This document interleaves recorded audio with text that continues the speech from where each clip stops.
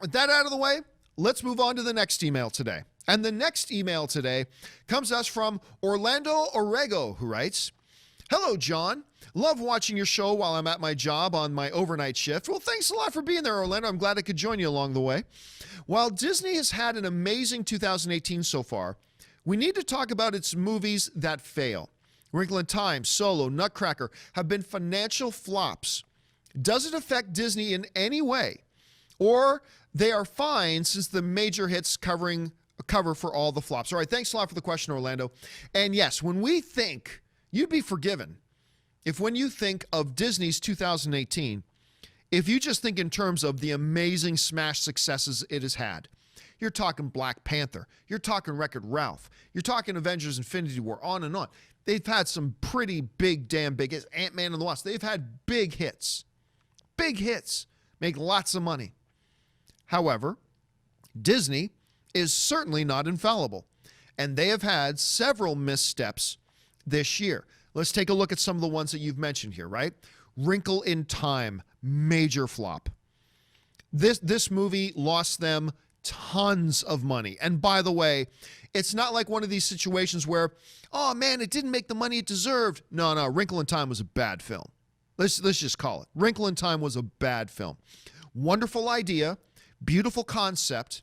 I loved what they were going for, but it didn't work and did not execute, ended up being a bad film. Made $132 million. I don't even think it made its production budget. I don't even think Wrinkle in Time made its production budget back, let alone, accounting for the theater's take, for marketing, distribution, all that kind of stuff. This is a movie that cost them tons of cash. How about Solo? Well, you'd be tempted to look at that $392 million and say, oh, well, they had to have broken even. Solo is a movie that at $392 million probably would have been a little bit profitable had it not been for the fact that they practically had to reshoot the whole movie. Taking that $150 million budget and probably blowing it up closer to a $300 million budget. And at a close to $300 million budget, $392 million at the box office ain't gonna cut it. So yeah, had they never had to go back and reshoot so much of the stuff, maybe it's considered breaking even, maybe even making a little bit of profit. But the fact of the matter is, they did have to go back and reshoot a whole ton of it. And even at $392 million, Solo lost the money. Not buttloads of money, but it lost the money. And studios are not in the business of losing money. Solo, a movie that never should have been made, that nobody ever asked for, ended up losing the money. And then recently, this Nutcracker in the Four Realms of the Four Horsemen of the Apocalypse, whatever it's called, it ended up making $122 million. I know for a fact that didn't even cover the production costs, let alone the theatrical takes and all the other things, marketing, distribution, all that kind of stuff. This movie lost them at least, I'm going to guess $200 million. I'm going to guess it lost them at least $200 million, minimum. So as great as Disney has performed this year, as great as Disney is, let's not forget that this is a studio that also has its own share of missteps and flops.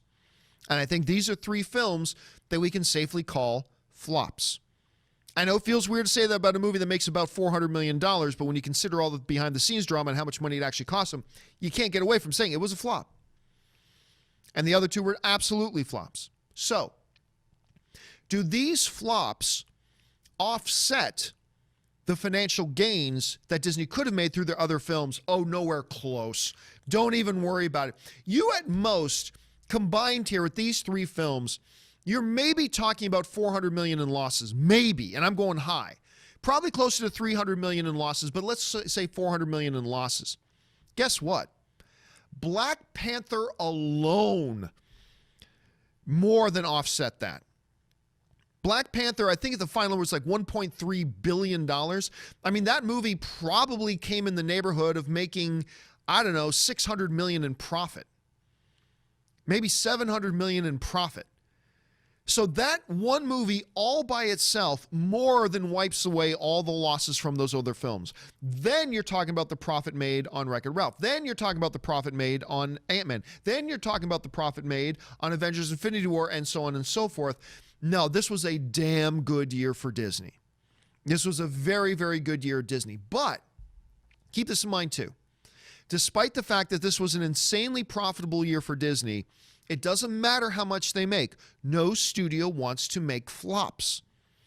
And when you put out a flop like Nutcracker and you put out a flop like Wrinkle in Time, that's going to get people's at the studio's attention and maybe even cost some people their jobs.